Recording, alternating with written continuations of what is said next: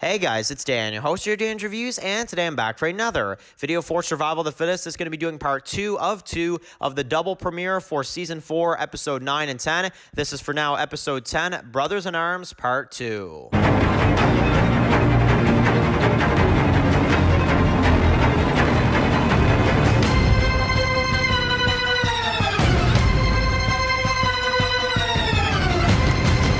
Okay guys, just going to be doing a review for today. This one's going to be doing a review for Survival of the Fittest. This one is going to be doing my weekly review for this week's episode of Survival of the Fittest Season 2. This is for part 2 of the Little Brothers in Arms mini, kind of double episode event.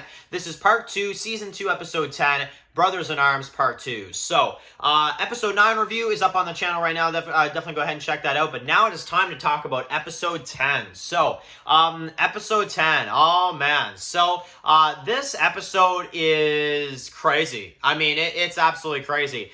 It's not as good, I will say, as 9. I do think it's more of a calmer episode than 9. However, it is basically exactly what you need to kind of build into the season finale. Which, a little disclaimer here for this video. We will not be delving into any spoilers, but I will just let you guys know I have seen, at the time of filming this video, I have seen the Season 4 finale. So in terms of predictions or anything like that, or if you're going to ask like, hey Dan, are you going to do your usual death predictions for the finale? I will not be doing that because I have seen the season finale of Survival of the Fittest Season 4. So that unfortunately will not happen this year. However, it'll happen next year when we get into Season 5, most likely. Again, it all depends. But this episode, so basically this one is what I look at as wrapping up the Dante storyline. That is exactly what this is. Kind of this mini storyline that was kind of told throughout the back half of the season with him and with Clay. And basically we just kind of get right back into it. We basically have Troy in the cell, David, who, really is just not having it. And Troy that is now kind of their prisoner. But he basically ventures out in this one to try to find Clay. And essentially we've got some amazing lurker kills. Now I'm going to compliment the hell out of this because visually this is the best scene I've seen of Survival of the Fittest. That's the one thing I'm going to say. Out of all 4 seasons, this is the scene that honestly was the most just visually appealing I've ever seen of this show. With the kind of yellow, gold type sky type background. As you see him battling the lurkers, absolutely fantastic. Now, basically, okay, let's talk about the confrontation with Dante. Now, man, oh man.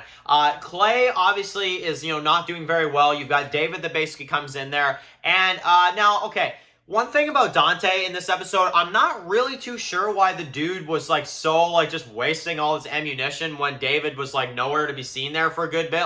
There was about a good 10 to 20 seconds where Dante was just shooting his gun at nothing. Just hoping that somewhere David would just be there.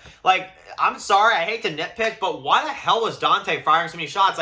He was bang, bang, bang, bang, bang, bang, bang, reload. Bang, bang, bang, bang, bang, bang, bang. No David, anywhere near your sight, but you're still just, wasting all this ammo. Reload. Bang, bang, bang, bang, bang, reload. I'm like, Jesus, dude, come on, man. So, I don't know. I don't really understand why he was doing that. That was just kind of a little funky to me. I just wasn't really sure what to think of that. But essentially, it's kind of a rescue mission type episode. And, well, let's just kind of discuss where it goes.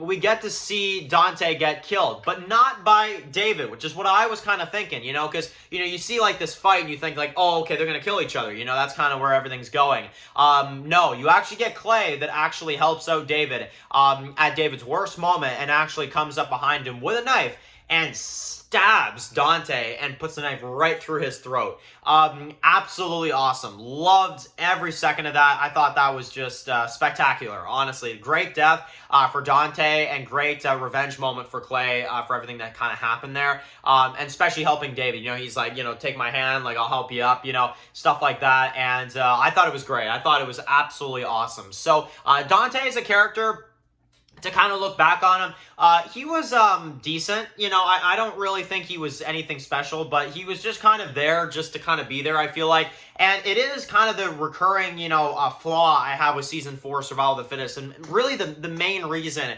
why the season still does suffer at times for me is because I feel like there are so many storylines that delay The Godfather.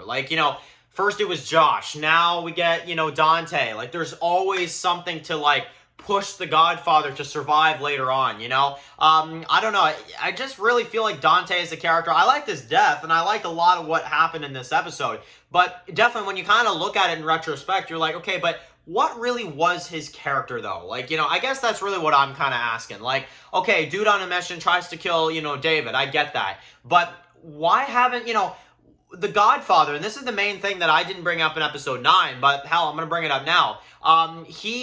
Godfather has not been in almost any of the battles. He's just been kind of sitting there, and it's really just kind of blah for me, honestly. Like, for a villain, like, I don't know. I like villains where they go out there and, like, they kill some characters, or they go out there and they murder characters. You make us, like, hate the villain, you know, like, stuff like that. The Godfather, I can't say that the Godfather has done anything to make me hate him, you know? Like, in that way, you know, if you guys get what I'm saying, like, the Godfather just kind of sits there, you know? Like, at least, I'm just saying, like, at least with other villains in Survival, like Kevin, or with Marshall, or with, you know, stuff like this, they did stuff. Like, they were out there in the fights, and yes, Godfather was in some, but it just feels like he's just always kind of sitting there and kind of sending his minions out. And he, you know, Godfather just hasn't really done anything that's that big, if you ask me. And I really have to address that in this episode, because when he shows up, which just brings me to my next point, when he shows up and you've got that chase scene. Now, okay,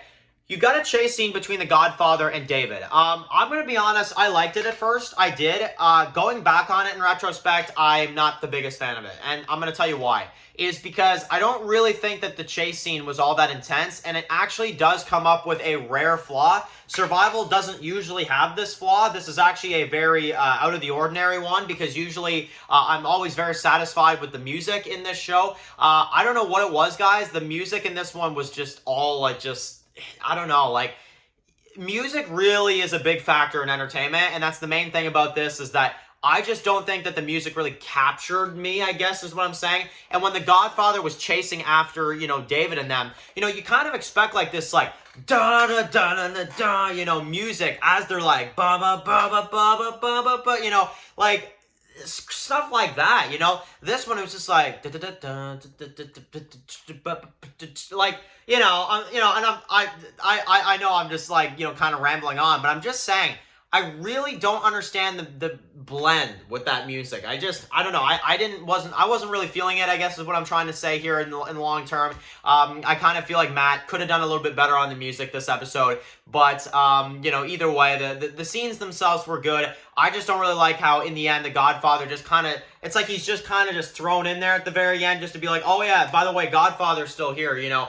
He is still here, don't forget, you know, we didn't see him much in 9, we didn't see him much in 10, you know. At the very end, there he is, you know, he's chasing after, you know. I don't know, to me, he was just there to be there. Like, there wasn't, if you ask me, this episode could have just been like just the Dante conclusion, you know? But it kind of feels like you had to force something in there, you know, just to be like, oh yeah, the Godfather's there. And that's kind of my main problem with it, you know, just for me, honestly. So, now, let's talk about the ending, because the ending really builds up for this finale, however, is the ending where David basically gets back. Jeremy wants to go out there and find him. And basically it's like, okay, like tomorrow, like, you know, we end this, that whole kind of thing. So, absolutely awesome ending to the episode. So this week's episode, episode 10, 9, I really enjoyed. Like, 9 was like a 9 out of 10. This one, I do like it, but it does suffer a little bit, definitely in retrospect, I have to say. So we'll give it like a solid 7.5. You know, it's a pretty good episode. We get the conclusion of Dante. We get,